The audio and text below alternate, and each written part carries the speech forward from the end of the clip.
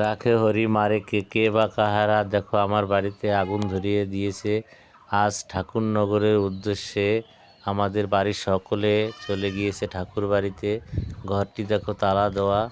আমি রাজমিস্ত্রি একজন, আমি কাজে গিয়েছিলাম।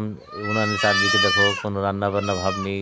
ঘরটা তালা দেওয়া, গাড়িটি আছে পরে, ওখানে পাটাবাস আছে, ঠাকুর ঘর। এইখানটা কলপাড়ের পাশে এখানে ভিজা স্যাঁতস্যাঁতে ভাব থাকে, গাছের কিছু পাতা পড়েছিল, সেইখানে আগুন ধরিয়ে দিয়েছে। গাছের কত দূর আগুনটা উঠে গিয়েছিল, একটুর জন্য আমার ঘরটা বেঁচে গেছে।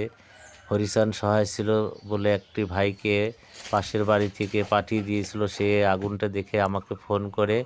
আমি তৎক্ষণাৎ বলে, আগে তুমি আগুন নিভিয়ে তারপরে আমার সঙ্গে কথা বলো, আমি অনেকটা দূরে আছি, আস্তে আস্তে আমার বাড়ি ছাই হয়ে যাবে। আমার সামান্য একটা টিনের ঘর আর তাঁবু দেওয়া আছে, তাছাড়া আমার আর কিছুই নেই।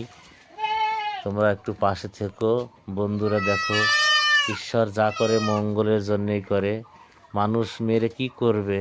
মানুষ দেখো কত স্বার্থপর নিষ্ঠুর হয়। লোকের ঘরে আগুন ধরিয়ে দিয়ে এইভাবে কেউ শান্তি থাকতে পারে? শুভ বিকেলের শুভেচ্ছা রইল। আমার 3 মেয়ে 1 ছেলে, সাধারণ দিনমজুর, কর্মঠ খেটে খাই, তাও মানুষের সহ্য হয় না। ভালোবাসা অবিরাম রইল, ফলো করে পাশে থাকবেন।